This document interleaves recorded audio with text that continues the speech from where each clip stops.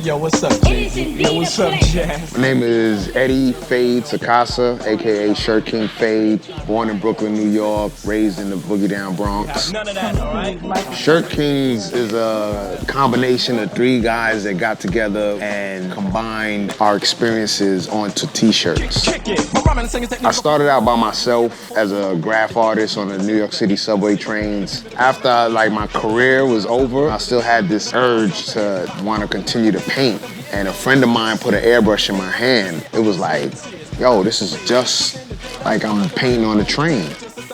So I began to do t-shirts. The first couple of shirts were just for my family. I did a mom with the rose and everything.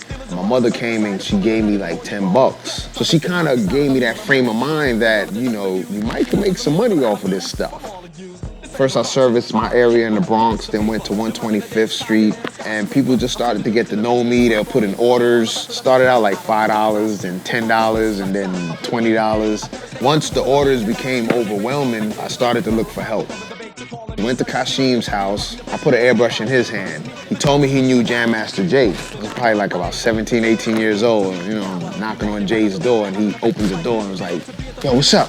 What's up? What's going on? What's up? And I'm like, wow.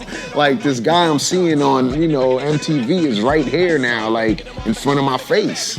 And pull out a black shirt with a gold chain. I hand painted an acrylic gold chain. And Jay just went crazy. He was like, yo, this is me. We discussed the price and, I told him $50 because I'm looking at the man right now, He was like, yo, this is what you guys want to do. He said, go to the Avenue and open up a shop. That's how Shirt Kings came about. He wore his shirt to Def Jam, but he wouldn't tell anybody where he got the shirt from. So it was kind of like sort of a mystery. I believe one of the first rappers that came through was LL Cool J. He had heard it was in Queens, so he's like, I'm gonna find this. He came to the Coliseum, and it's kind of like you can see him like navigating his way from booth to booth, And he was like, it's like a shark's fin, like his hat. It was like, and he wore his shirt in like every publication that you could think of. I think that one photo shoot was for everybody. Then a lot of rappers got wind of who we were and what we do.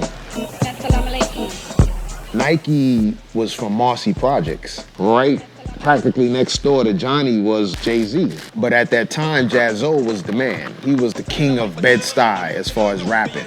Jay was like a younger guy that was connected to Jaz-O. So he had the chance to hang out with older guys, which was us. One thing I did admire about Jay is that when somebody stole his rhyme book, he never wrote a rhyme down ever again.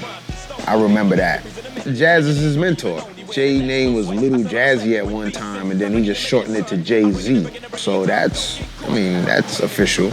Like Case 2 is my mentor. But I didn't become KS, Jay grew into his identity and just overwhelmed, I believe that this book was needed. It kind of bridges the beginnings of hip hop with fashion. The originators, word.